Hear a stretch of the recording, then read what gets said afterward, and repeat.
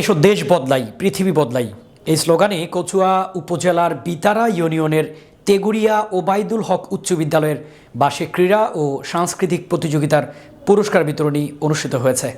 মঙ্গলবার দুপুরে বিদ্যালয়ের মাঠে অনাড়ম্বর সাংস্কৃতিক অনুষ্ঠানে প্রধান অতিথি হিসেবে বক্তব্য রাখেন ও বিভিন্ন ইভেন্ট বিজয়ীদের মাঝে পুরস্কার বিতরণ করেন বিদ্যালয়ের পরিচালনা পর্ষদের সভাপতি কচুয়া উপজেলা নির্বাহী অফিসার মোহাম্মদ হেলাল চৌধুরী।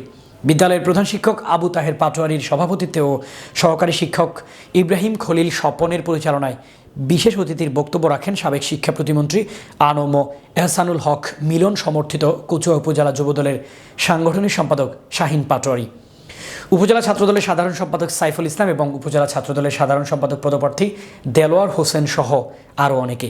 বিদ্যালয়ের বার্ষিক ক্রীড়া ও সাংস্কৃতিক প্রতিযোগিতায় অংশগ্রহণকারী শিক্ষার্থীদের উৎসাহ দেওয়ার জন্য সাবেক শিক্ষা প্রতিমন্ত্রী আনম এহসানুল হক মিলনের পক্ষে তার লেখা মূল্যবান বই, নগদ অর্থ এবং বিভিন্ন বিষয়ে পুরস্কার শিক্ষার্থীদের হাতে তুলে দেন। এই সময় এলাকার গণ্যমান্য ব্যক্তিবর্গ, বিদ্যালয়ের শিক্ষক শিক্ষিকা, অভিভাবক ও শিক্ষার্থীরা উপস্থিত ছিলেন।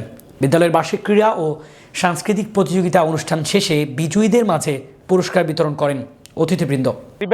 এই স্কুলে অনেক সুনাম ইতিমধ্যে আছে এবং ভবিষ্যতেও হবে। এখানে আমাদের ভাসমান মাই আমি ধরি জটি আমি এলোকেশে ঝড় অকাল